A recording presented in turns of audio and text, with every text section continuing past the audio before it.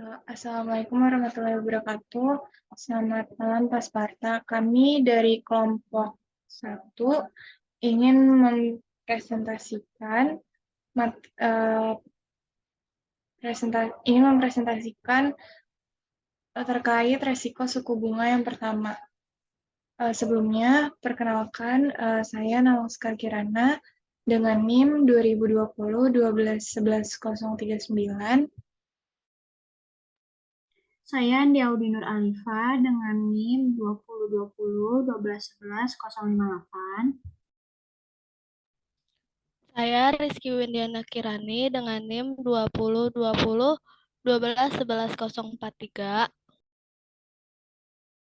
Saya Elizabeth Felicia dengan NIM 2020-1132-032.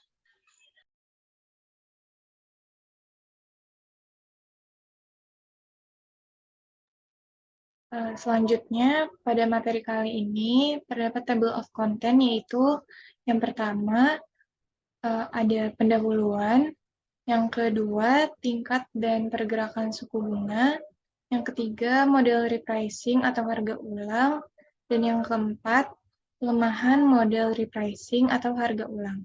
Next. Yang pertama pendahuluan.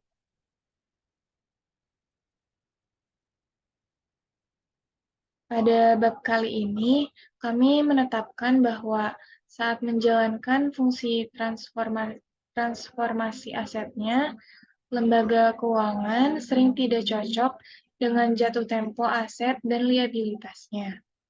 Dengan demikian, mereka membuka diri terhadap resiko suku bunga. Misalnya pada tahun 1980-an, sejumlah besar penghematan mengalami kebangkrutan ekonomi, yaitu kekayaan bersih atau ekuitas pemiliknya dihapuskan ketika suku bunga meningkat dengan cepat. Semua lembaga keuangan cenderung tidak cocok dengan jatuh tempo neraca mereka sampai tingkat tertentu. Namun, mengukur exposure resiko suku bunga dengan hanya melihat ukuran ketidakcocokan jatuh tempo dapat menyesatkan. Kemudian, bab berikutnya menyajikan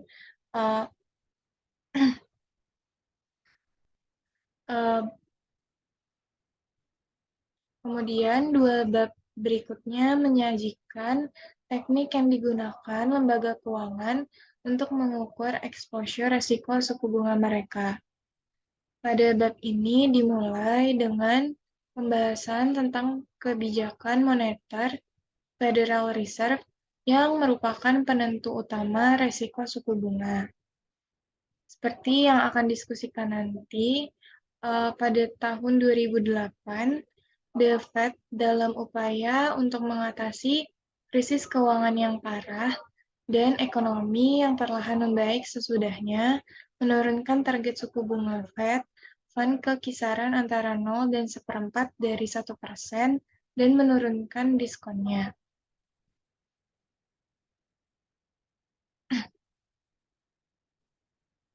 Ketika Fed pertama kali menurunkan suku bunga ini, ia mengumumkan akan mempertahankan suku bunga pada tingkat rendah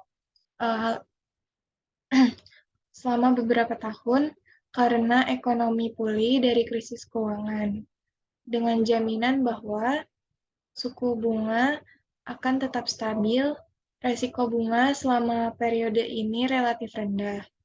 Namun, saat ekonomi pulih dan atau inflasi muncul. Next.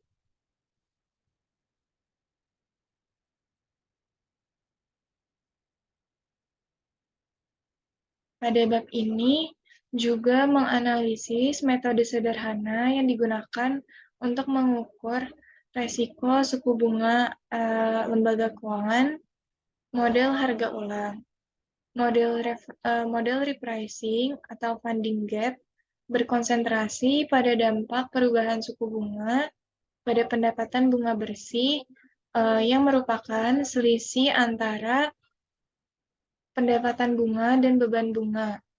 Karena kesederhanaannya, lembaga penyimpanan yang lebih kecil atau sebagian besar dari mereka masih menggunakan model ini sebagai ukuran utama resiko suku bunga. Sampai baru-baru ini, regulator Bank Amerika Serikat puas mendasarkan evaluasi mereka terhadap exposure resiko suku bunga bank pada model repricing. Namun, seperti yang dijelaskan, model penetapan harga ulang memiliki beberapa kelemahan serius. Meskipun jarang digunakan lagi oleh lembaga keuangan, model jatuh tempo adalah upaya pertama untuk memasukkan dampak perubahan suku bunga pada nilai pasar keseluruhan aset dan kewajiban lembaga keuangan, dan pada akhirnya nilai bersihnya. Pada awal tahun 2000-an, Bank for International Settlements atau organisasi bank sentral utama dunia mengeluarkan dokumen konsultatif menyarankan model standar yang sering digunakan oleh regulator dalam mengevaluasi exposure resiko suku bunga bank. Pendekatan yang disarankan secara tegas didasarkan pada akuntansi nilai pasar dan model durasi. Ketika regulator bergerak untuk mengadopsi model-model ini, bank-bank besar yang memegang sebagian besar total aset di industri perbankan telah mengadopsinya sebagai ukuran utama resiko suku bunga. Selain itu, jika relevan, bank dapat diizinkan untuk menggunakan model berbasis nilai pasar mereka sendiri untuk menilai resiko suku bunga dari banking book. Next.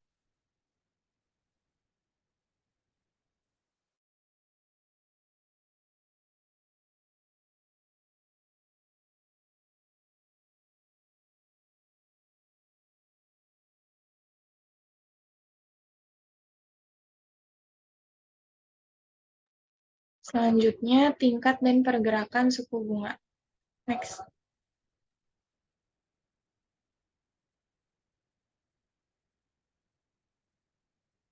Sementara banyak faktor yang mempengaruhi tingkat dan pergerakan suku bunga, strategi kebijakan moneter bank, strategi kebijakan moneter bank sentral lah yang paling langsung mendasari tingkat dan pergerakan suku bunga yang pada gilirannya mempengaruhi biaya dana dan pengembalian aset lembaga keuangan. Bank sentral di Amerika Serikat adalah Federal Reserve atau The Fed melalui operasi pasar terbuka hariannya seperti membeli dan menjual obligasi treasury dan tagihan treasury. Fed berusaha untuk mempengaruhi jumlah uang beredar, seperti inflasi dan tingkat suku bunga, terutama suku bunga jangka pendek. Pada gilirannya, perubahan suku bunga berdampak pada keputusan ekonomi, seperti apakah akan mengkonsumsi atau menabung. Ketika Fed merasa perlu untuk memperlambat ekonomi, ia memperketat kebijakan moneter dengan mengambil tindakan yang menaikkan suku bunga. Akibat normalnya adalah penurunan pengeluaran bisnis dan rumah tangga, terutama yang dibiayai dengan kredit atau pinjaman. Sebaliknya, jika pengeluaran bisnis dan rumah tangga menurun sejauh Fed merasa perlu untuk merangsang ekonomi, hal itu memungkinkan suku bunga turun atau kebijakan moneter ekspansif. Penurunan suku bunga mendorong peminjaman dan pengeluaran.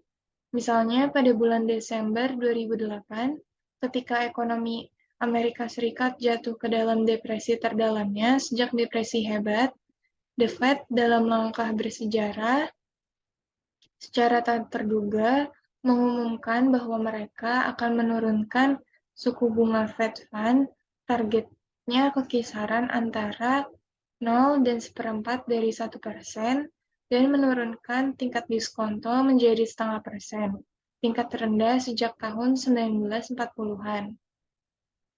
Bahkan, hingga tahun 2015, karena berlanjutnya pelemahan ekonomi, The Fed mengumumkan akan mempertahankan suku bunga Fed Fund di bawah 1%. Intinya, selama suku bunga tetap rendah dan Fed membuat pernyataan bahwa ia tidak bermaksud menaikkan suku bunga, risiko suku bunga rendah.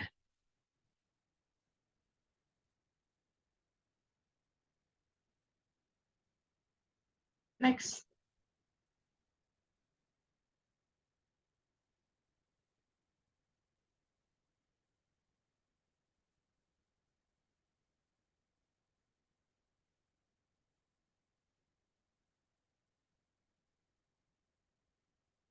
Pada gambar berikut menunjukkan suku bunga T-bills Amerika Serikat selama 3 bulan untuk periode 1965 sampai dengan 2015. Sementara tindakan Federal Reserve sebagian besar ditargetkan pada suku bunga jangka pendek, terutama suku bunga dana federal. Perubahan suku bunga jangka pendek biasanya masuk ke seluruh struktur suku bunga berjangka. Keterkaitan antara suku bunga jangka pendek dan suku bunga jangka panjang dan teori struktur suku bunga berjangka dibahas pada bab ini.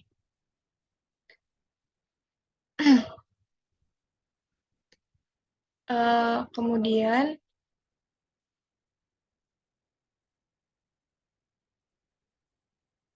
sementara perubahan suku bunga jangka pendek biasanya masuk ke seluruh struktur jangka suku bunga.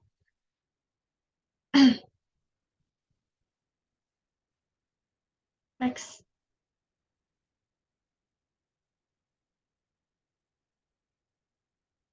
Selain dampak Fed terhadap suku bunga melalui strategi kebijakan moneternya, peningkatan tingkat integrasi pasar keuangan selama dekade terakhir juga mempengaruhi suku bunga. Integrasi pasar keuangan meningkatkan kecepatan perubahan suku bunga dan volatilitas yang terkait ditransmisikan antar negara, membuat kontrol suku bunga Amerika Serikat oleh Federal Reserve lebih sulit dan kurang pasti daripada sebelumnya. Peningkatan arus globalisasi pasar keuangan dalam beberapa tahun terakhir telah membuat pengukuran dan pengelolaan resiko suku bunga menjadi perhatian utama yang dihadapi banyak manajer lembaga keuangan modern. Misalnya, investor di seluruh dunia dengan hati-hati mengevaluasi pernyataan yang dibuat oleh Janet Yellen atau Ketua Dewan Gubernur Federal Reserve di hadapan Kongres. Bahkan mengisyaratkan perubahan kepentingan Amerika Serikat. Suku bunga mungkin tingkat dan volatilitas suku bunga serta peningkatan integrasi pasar keuangan dunia membuat pengukuran dan pengelolaan risiko suku bunga menjadi salah satu isu utama yang dihadapi manajer lembaga keuangan. Selanjutnya, Bank for International Settlements mensyaratkan DI untuk memiliki sistem pengukuran risiko suku bunga yang menilai pengaruh perubahan suku bunga baik pada pendapatan maupun nilai ekonomi.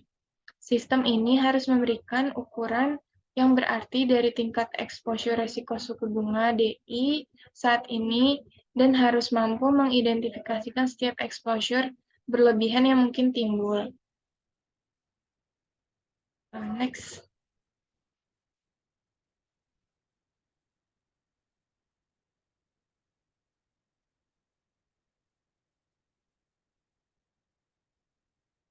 Next. Selanjutnya, model retracing atau harga ulang. Next.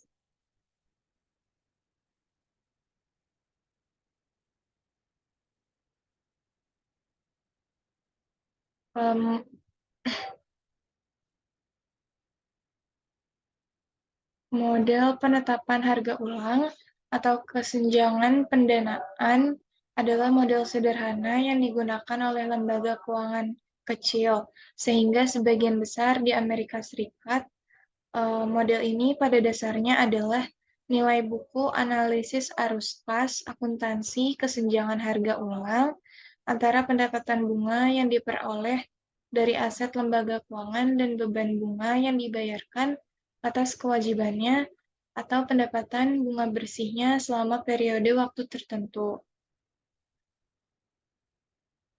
Hal ini kontras dengan model jatuh tempo dan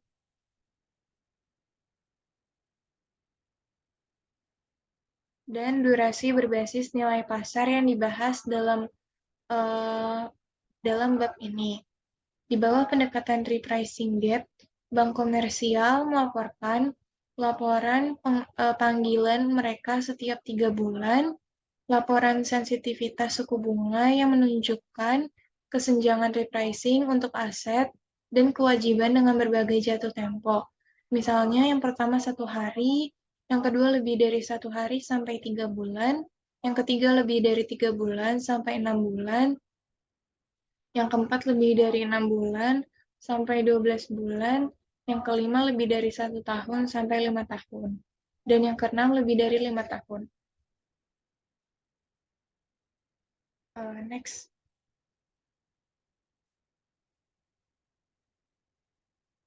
Selanjutnya akan dibacakan oleh Kirani.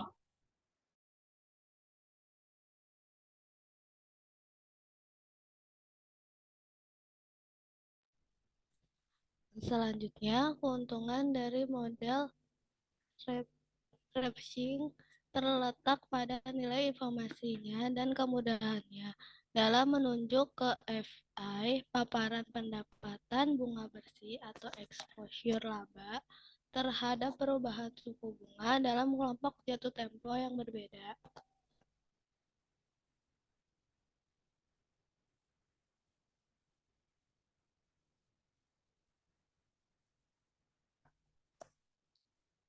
Misalnya, sebuah FI memiliki selisih negatif 10 juta dolar antara aset dan liabilitasnya yang dinilai ulang dalam suatu hari. Aset dan kewajiban yang dinilai ulang setiap hari kemungkinan besar merupakan pinjaman antar bank dan di dana federal atau pasar perjanjian pembelian kembali. Dengan demikian, celah negatif atau RSA kurang dari SRL memaparkan FI ke risiko pembayaran kembali, bahwa kenaikan suku bunga jangka panjang ini akan menurunkan FI pendapatan bunga bersih karena FI memiliki lebih banyak liabilitas yang peka terhadap suku bunga daripada aset dalam keranjang ini.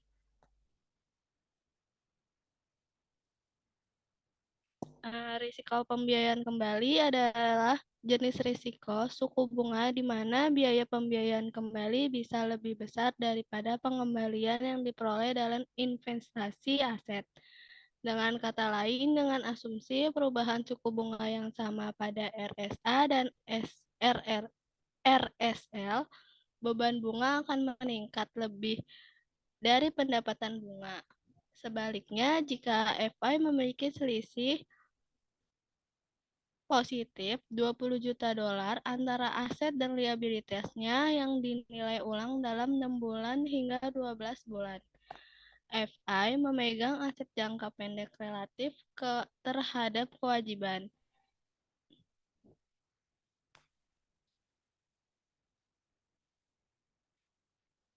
FI menghadapi ketidakpastian tentang tingkat bunga yang dapat menginvestasi kembali dana yang dipinjam selama periode yang lebih lama. Dengan demikian, penurunan suku bunga selama periode ini akan menurun pendapat bunga bersih, yaitu pendapatan bunga akan berkurang lebih dari beban bunga.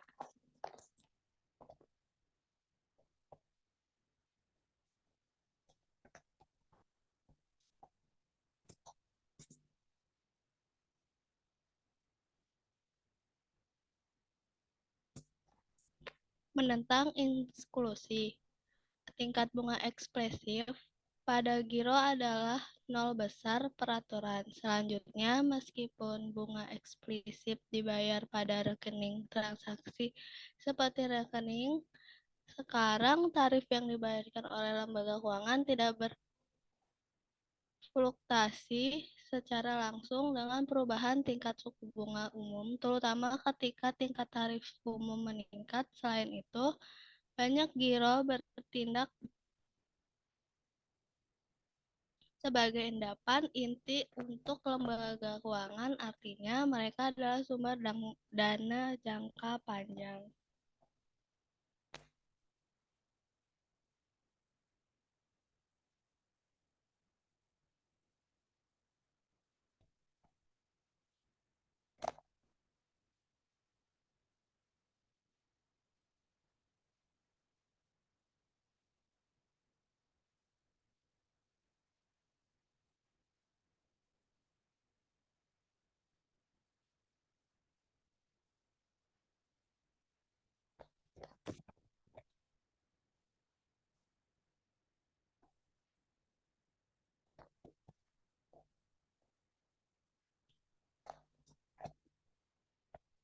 Lalu untuk eksklusif, meskipun tidak membayar bunga eksplisit, giro membayar bunga implisit karena lembaga keuangan tidak memungut biaya yang sepenuhnya menutupi biaya layanan giro mereka.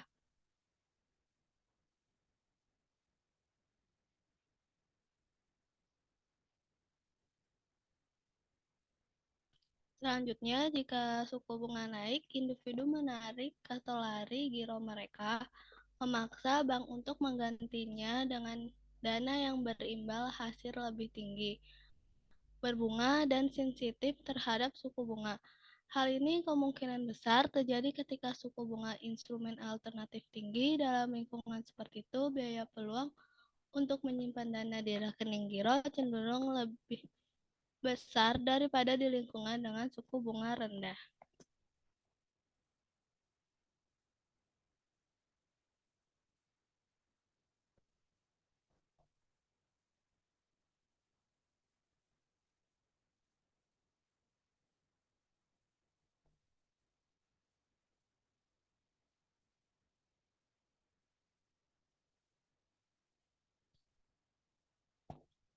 Argumen serupa untuk menentang penyertaan rekening tabungan buku tabungan retail dapat dibuat meskipun plafon peraturan Federal Reserve Q pada tingkat maksimum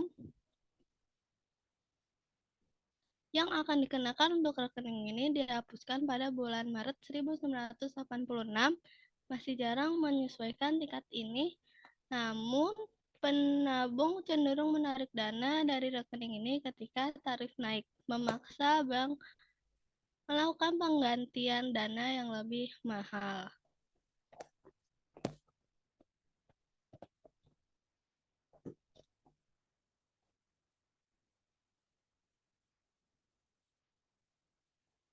Sebagai contoh, perhatikan bank yang mengukur exposure risiko suku bunga yang hanya dalam jangka waktu 1 tahun dan memiliki gap repricing sebesar $0 selama 1 tahun. Namun jika bank memiliki RSA 50 juta dolar, lebih banyak dari RSL yang dihargai ulang dalam 6 bulan pertama tahun ini dan kewajiban 50 juta dolar lebih banyak daripada aset yang dihargai ulang selama 6 bulan terakhir. Bank tersebut akan terkena perubahan suku bunga yang terjadi dalam tahun. Dalam analisis kesenjangannya, bank akan menunjukkan kesenjangan repricing 0 untuk tahun tersebut. Tapi aset dan kewajiban bank tidak cocok dalam ember dan oleh karena itu bank terkena risiko suku bunga.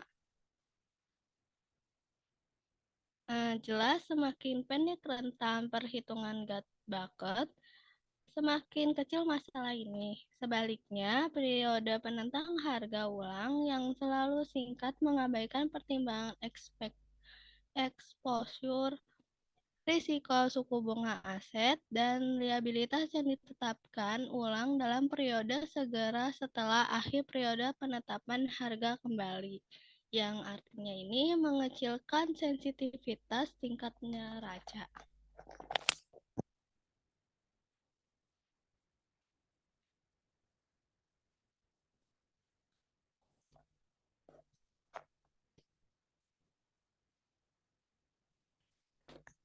Lalu perubahan tarif yang setara pada RSA dan RSL.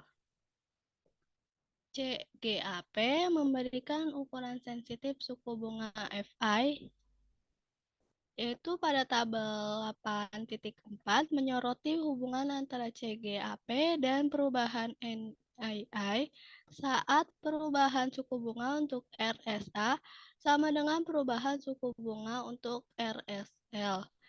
Yang misalnya ketika CGAP positif atau FI memiliki lebih banyak RSA daripada RSL. NII akan naik ketika suku bunga naik, karena pendapatan bunga meningkat lebih dari beban bunga.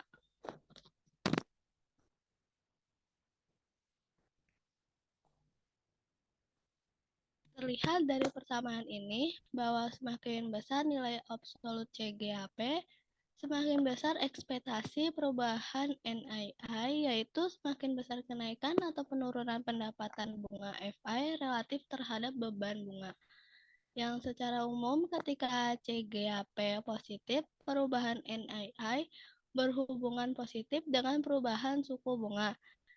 Jadi FI ingin CGAP-nya menjadi positif ketika suku bunga diperkirakan akan naik. Sebaliknya, ketika CGAP negatif, jika suku bunga naik dengan jumlah yang sama untuk RSA dan RSL, NII akan turun karena FI memiliki lebih banyak RSL daripada RSA. Jika suku bunga turun secara merata untuk RSA dan RSL, yaitu pada baris 4, NII akan meningkatkan ketika CGAP negatif. Ketika suku bunga turun, beban bunga berkurang lebih dari pendapatan bunga. Secara umum, ketika CGAP negatif, perubahan NII berhubungan negatif dengan perubahan suku bunga. Jadi, FI ini ingin CGAP-nya menjadi negatif ketika suku bunga diperkirakan turun, dan kami menyebutkan hubungan ini sebagai efek CGAP.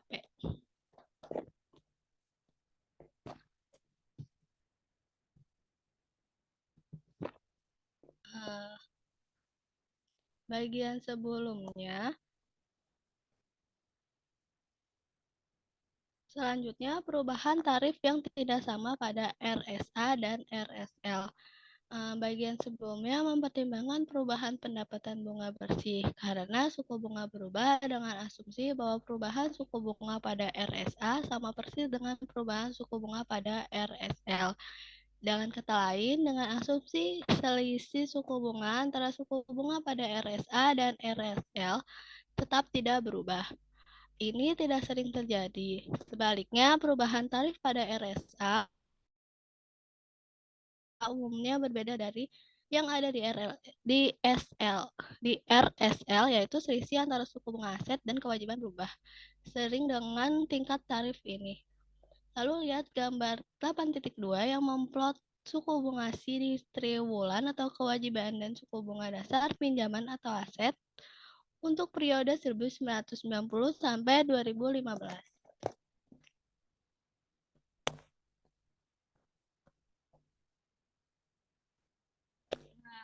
Bahwa meskipun tarif umum bergerak ke arah yang sama, mereka tidak berkorelasi sempurna.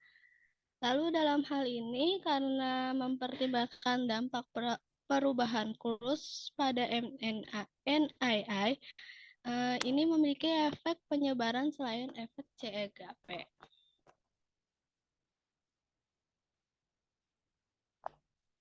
Jika selisih antara kurs RSA dan RSL meningkat ketika suku bunga naik atau turun, pendapatan bunga meningkat atau turun lebih banyak atau kurang dari beban bunga, yang hasilnya adalah peningkatan NNI.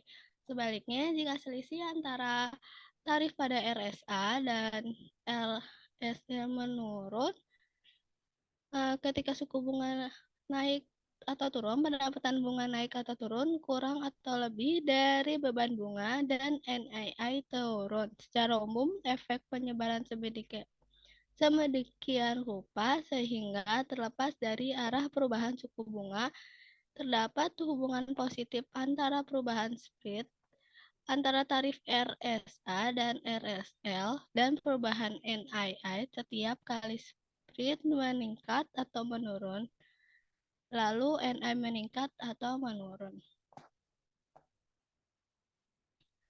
Tabel 8.5 ini untuk berbagai kombinasi perubahan CEGAP dan spread serta berpengaruhnya terhadap NII. 4 baris pertama pada tabel 8.5 ini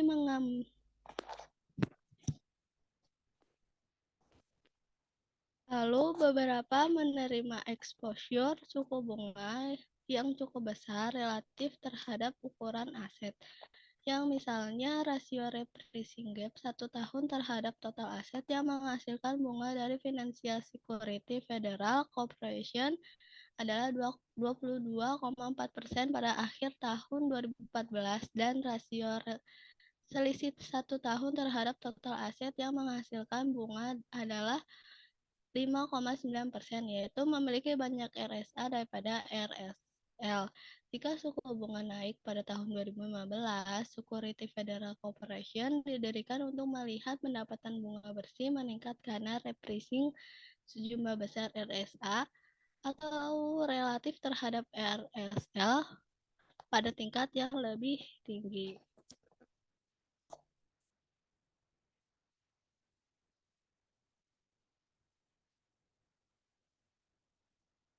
Nah, dengan demikian, manajemen Security Federal mengatur neracanya dengan ekspektasi kenaikan suku bunga selama 5 tahun. Sebaliknya, Security Federal melaporkan kesenjangan repricing 3 tahun terhadap rasio total aset sebesar min 10,7% dan rasio 5 tahun sebesar min 44%. Dengan demikian, Keamanan Federal didirikan untuk melihat pendapatan bunga bersih meningkat pada suku bunga yang lebih rendah. Kesenjangan repricing adalah ukuran risiko suku bunga yang secara historis digunakan oleh lembaga keuangan dan hasil menjadi ukuran utama risiko suku bunga yang digunakan oleh bank komunitas kecil dan penghematan. Berbeda dengan model risiko suku bunga berbasis nilai pasar yang dibahas, model kesenjangan repricing secara konseptual mudah dipahami dan dapat dengan mudah digunakan untuk meramalkan perubahan profitabilitas untuk perubahan suku bunga tertentu.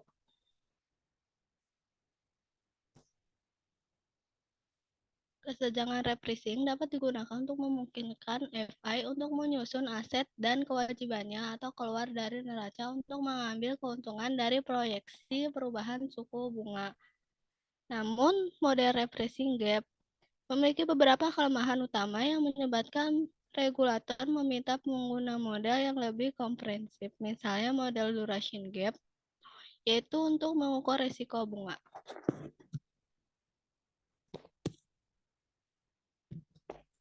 Selanjutnya, kelemahan model repricing atau harga ulang.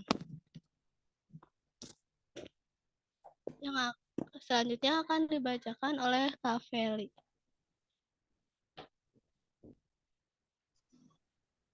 Terlepas dari kenyataan bahwa model risiko suku bunga ini digunakan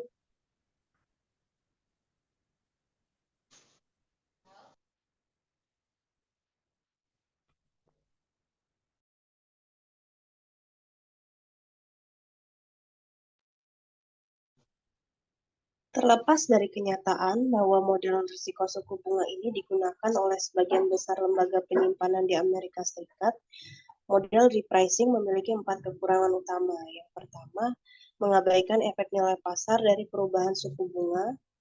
2, model ini over agregatif. 3, gagal menangani masalah limpasan aset dan liabilitas yang tidak sensitif terhadap suku bunga dan pembayaran di muka. Serta keempat, mengabaikan arus kas dari aktivitas di luar neraca. Next.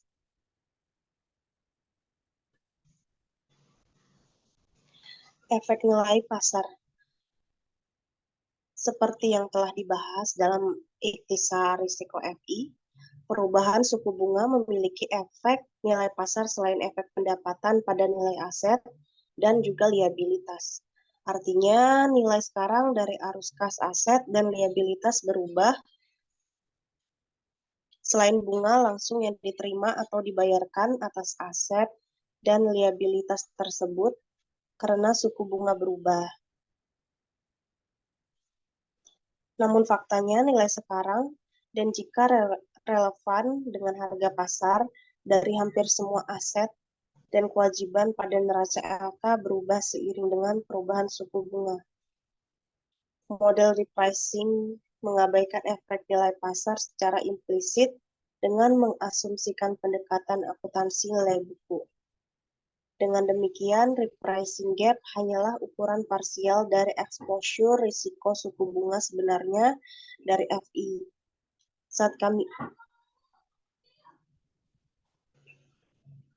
Saat membahas tentang ukuran risiko suku bunga berbasis nilai pasar ini,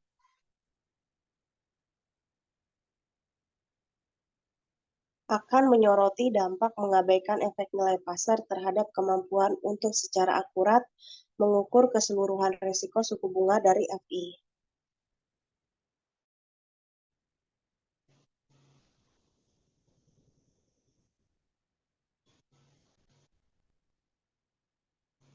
Next.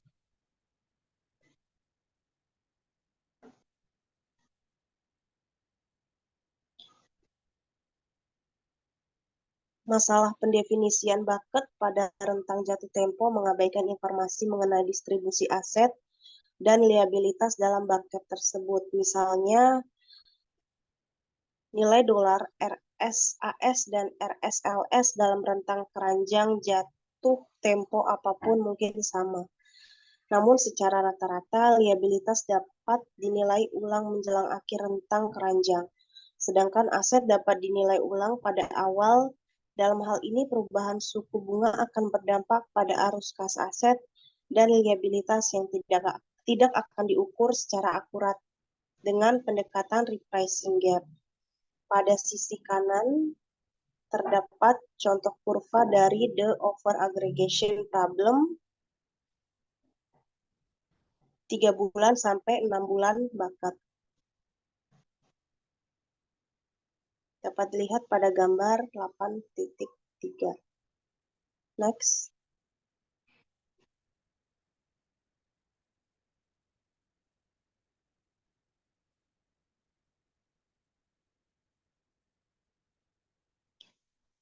Masalah limpasan. Pada kenyataannya, FI terus memulai dan menghentikan pinjaman konsumen dan hipotek saat ia menciptakan dan menghentikan simpanan.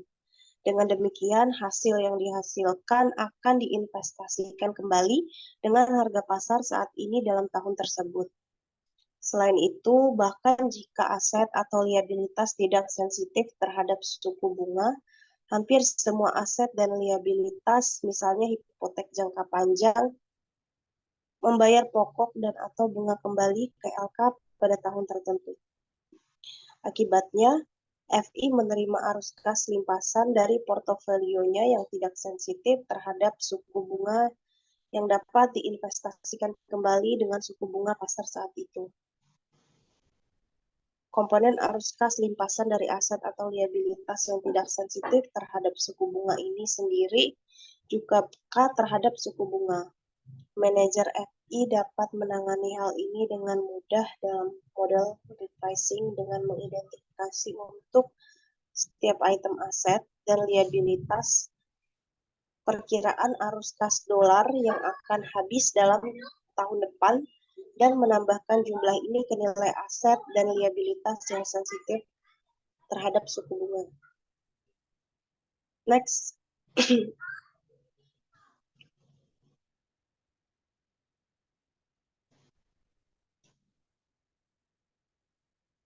Next.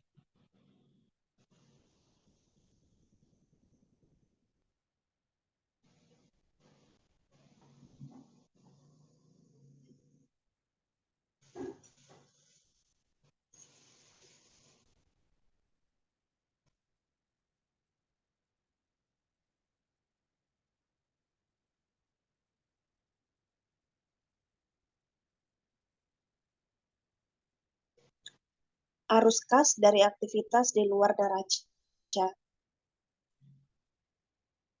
RSAS dan RSLS yang digunakan dalam model repricing umumnya hanya mencakup aset dan kewajiban yang tercantum di dalam neraca. Perubahan suku bunga juga akan mempengaruhi arus kas pada banyak instrumen off-balance sheet.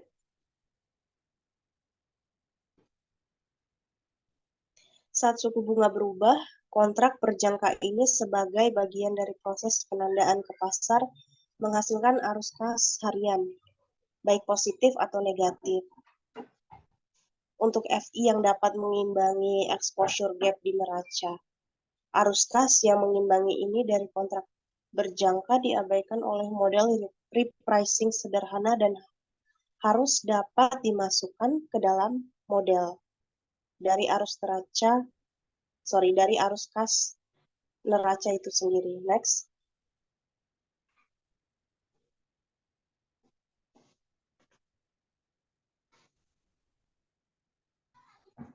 Teori premi likuiditas. Next.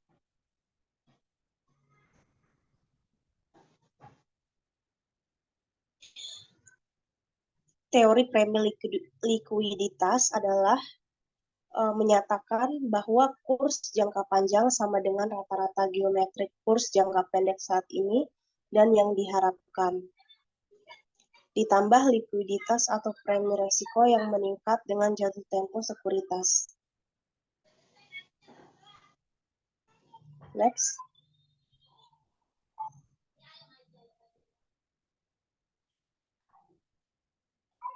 Adapun kelemahan dari teori ekspektasi yang tidak memihak adalah bahwa investor sama-sama berkeinginan untuk berinvestasi dalam sekuritas jangka pendek dan jangka panjang tanpa imbalan tambahan dalam bentuk suku bunga yang lebih tinggi untuk mengkompensasi mereka atas risiko tambahan dari penguncian. Dana mereka dalam sekuritas jangka panjang yaitu mengasumsikan investor netral risiko. Lebih lanjut, teori ekspektasi yang tidak memihak memiliki kekurangan yaitu lalai untuk mengakui bahwa forward rates bukanlah prediktor yang sempurna untuk tingkat suku bunga di masa depan. Jika kurs forward adalah prediktor sempurna dari suku bunga masa depan, harga sekuritas treasury di masa depan akan diketahui dengan pasti.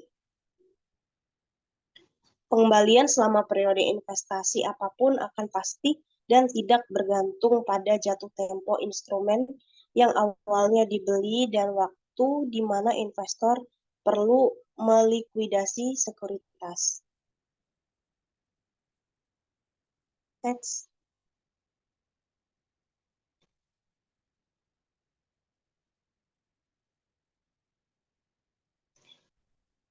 Teori premi likuiditas dari struktur jangka suku bunga memungkinkan ketidakpastian masa depan ini. Ini didasarkan pada gagasan bahwa investor akan memiliki jatuh tempo jangka panjang hanya jika mereka ditawari premi untuk mengkompensasi ketidakpastian nilai sekuritas di masa depan yang meningkat seiring dengan jatuh tempo aset.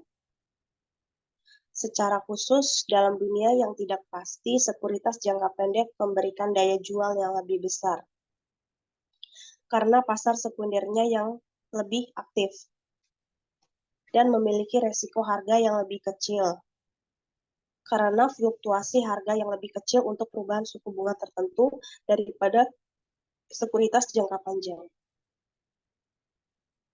Akibatnya, investor lebih memilih untuk memegang sekuritas jangka pendek karena dapat dikonversi menjadi uang tunai dengan sedikit resiko kerugian modal, yaitu penurunan harga sekuritas di bawah harga pembelian aslinya.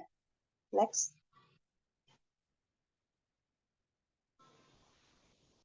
Segmentasi pasar teori. Next.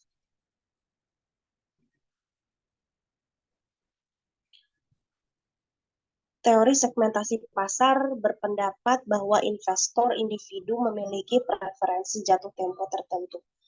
Dengan demikian, sekuritas dengan jatuh tempo yang berbeda tidak dilihat sebagai pengganti yang sempurna di bawah teori segmentasi pasar itu. investor memiliki penghindaran risiko yang lengkap untuk sekuritas di luar preferensi jatuh tempo mereka. Sebaliknya, investor individu lebih memilih cakrawala investasi yang ditentukan oleh sifat aset dan kewajiban yang mereka miliki. Misalnya, bank mungkin lebih memilih untuk memegang surat utang negara Amerika Serikat jangka pendek karena sifat jangka pendek dari kewajiban simpanan mereka. Sementara perusahaan asuransi mungkin lebih suka memegang obligasi negara Amerika Serikat jangka panjang karena sifat jangka panjang dari kehidupan mereka. Next slide akan dibawakan oleh Audi.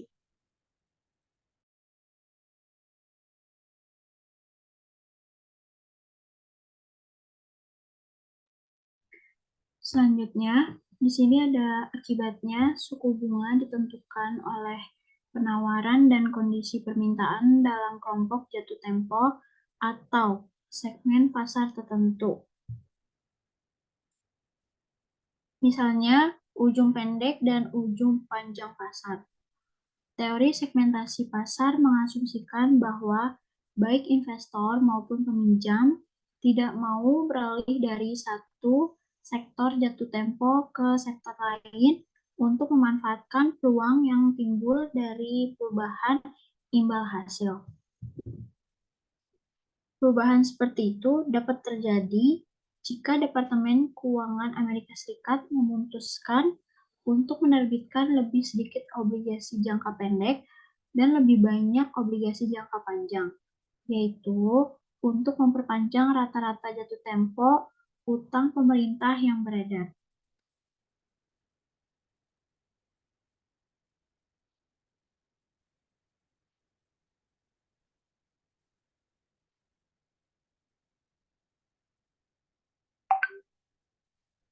Dengan demikian, karena penawaran sekuritas menurun di pasar jangka pendek dan meningkat di pasar jangka panjang, kemiringan kurva imbal hasil menjadi lebih curam. Jika penawaran sekuritas jangka pendek meningkat, sementara penawaran sekuritas jangka panjang menurun, kurva imbal hasil akan menjadi lebih datar dan bahkan mungkin miring ke bawah. Next.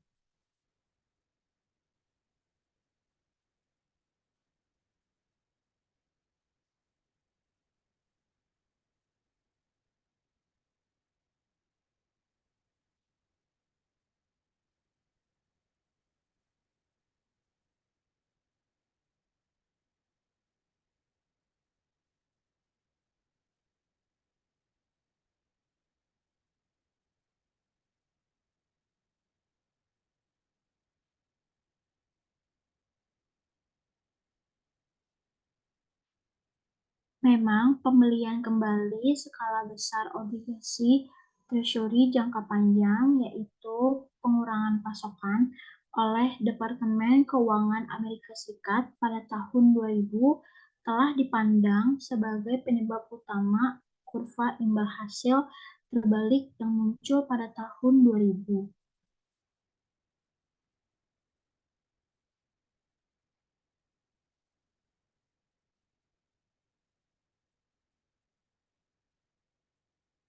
Baru-baru ini, pada tahun 2011, Federal Reserve mengumumkan Operation Twist di mana Fed membeli 400 miliar US dollar obligasi Treasury 15 dan 20 tahun dan pada saat yang sama menjual 400 miliar US dollar sekuritas jangka pendeknya.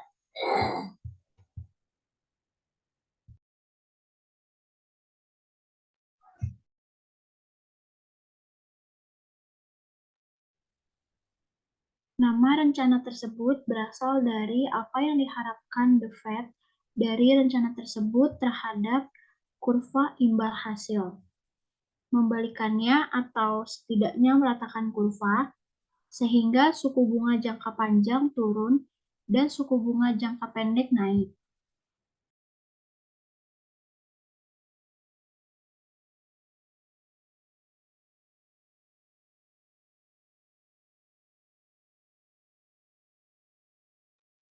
Pada bulan Juni 2012, Fed mengumumkan perpanjangan Operation Twist yang melibatkan pertukaran 267 miliar US dollar jangka pendek untuk sekuritas jangka panjang.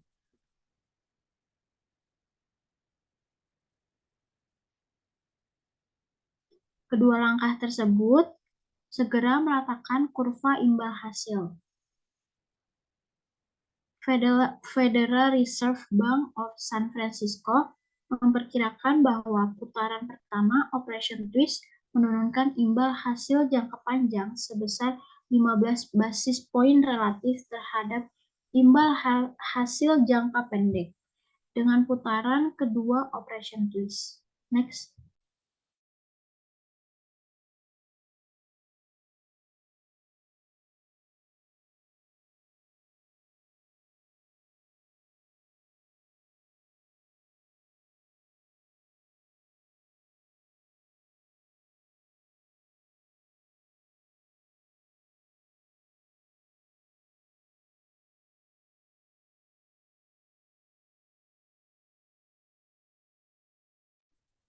Selanjutnya ada peramalan tingkat bunga.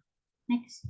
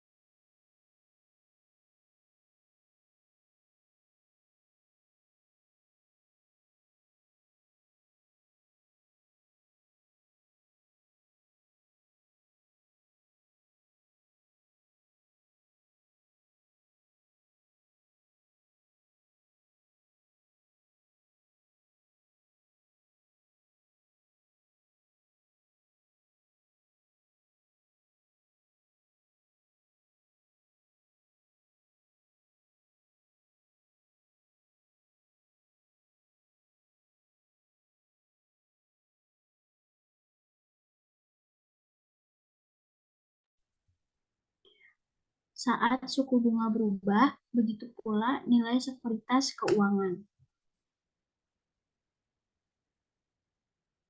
Dengan demikian, kemampuan untuk memprediksi atau meramalkan suku bunga sangat penting untuk profitabilitas LK.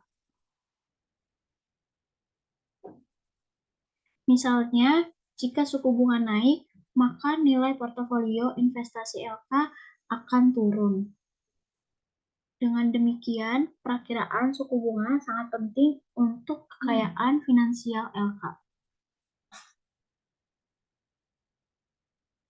Pembahasan tentang teori ekspektasi yang tidak memihak di atas menunjukkan bahwa bentuk kurva imbal hasil ditentukan oleh ekspektasi pasar saat ini terhadap suku bunga jangka pendek di masa depan.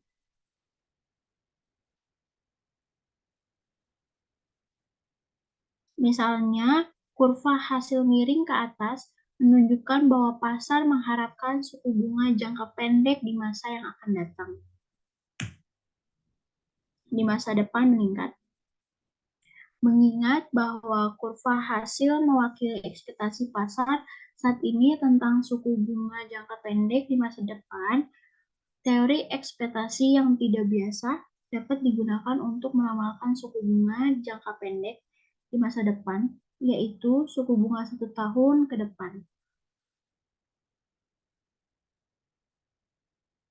Tingkat maju adalah tingkat yang diharapkan atau tersirat pada keamanan jangka pendek yang akan berasal di beberapa titik di masa depan dengan persamaan yang mewakili teori ekspektasi yang tidak biasa.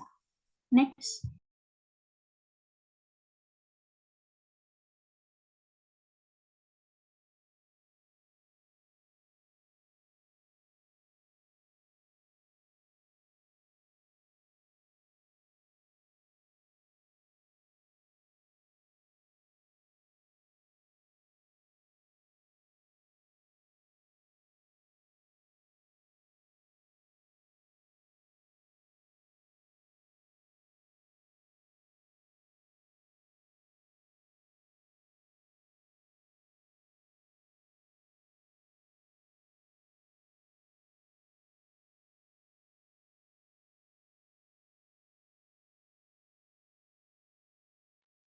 Untuk meningkatkan tingkat penurusan yang tersirat pada sekuritas 1 tahun yang akan diterbitkan 1 tahun dari hari ini, kita dapat menulis ulang persamaan teori harapan yang tidak bias sebagai berikut.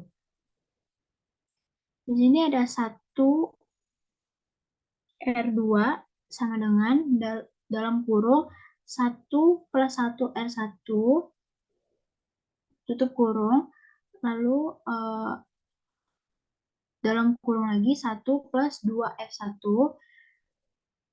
lalu 1 per 2 min 1, di mana 2F1 yaitu tingkat 1 tahun yang diharapkan untuk tahun kedua atau tersirat tarif 1 tahun ke depan untuk tahun depannya. Karena itu, 2F1 adalah perkiraan pasar dari tingkat 1 tahun yang diharapkan untuk tahun kedua. Pemecahan untuk 2F1 kita mendapatkan 2F1 sama dengan 1 plus 1 R2 pangkat 2 per 1 plus 1 R1 min 1. Secara umum, kita dapat menemukan kurs maju 1 tahun untuk setiap tahun N tahun ke depan dengan menggunakan persamaan berikut. Next.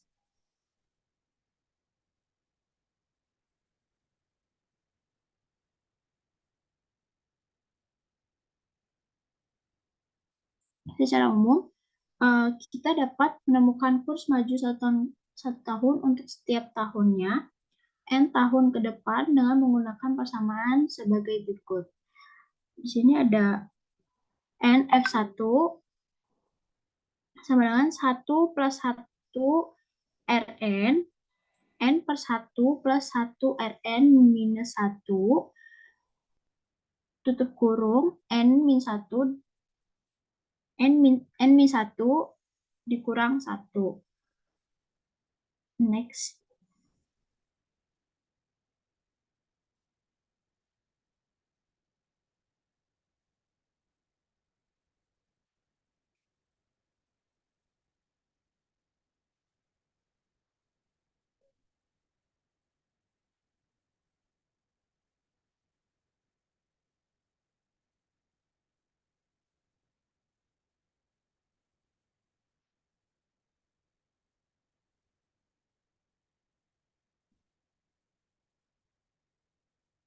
Misalnya, pada 12 Mei 2015, tingkat keamanan Treasury Note kupon spot 1 tahun, 2 tahun, 3 tahun, dan 4 tahun yang ada atau saat ini adalah sebagai berikut. 1 R1 sama dengan 0,310%, 1 R2 sama dengan 0,656%, 1 R3 sama dengan 1,005%, 1 R4 sama dengan 1,363%. Next.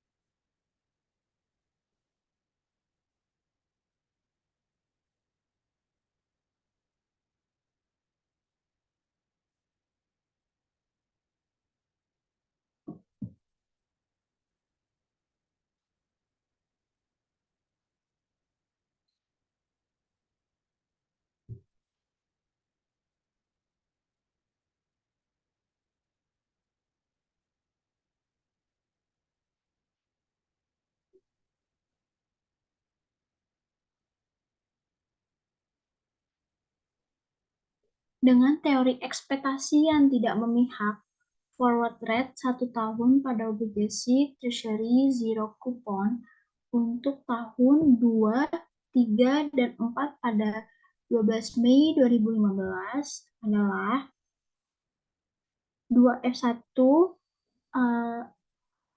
dalam kurung 1,00656 2 per 1,00310 min 1 sama dengan 1,010%. Lalu 3F1 yaitu ada 1,01005 3 per 1,00656 2 minus 1 sama dengan 1,017%. Lalu yang terakhir ada 4F1 yaitu sama dengan 1,01363 4 per 1,01005 3 min 1 sama dengan 1,024%. Next.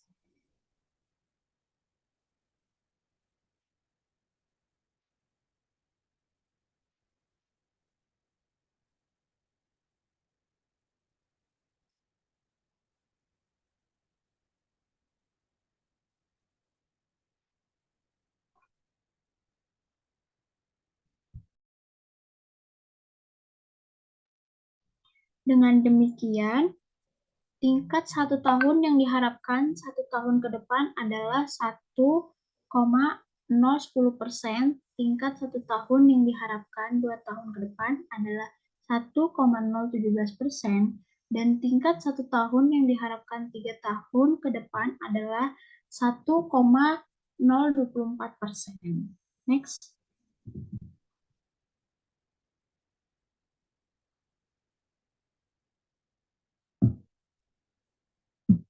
Sekian presentasi dari kelompok kami, kurang lebihnya mohon maaf. Wassalamualaikum warahmatullahi wabarakatuh.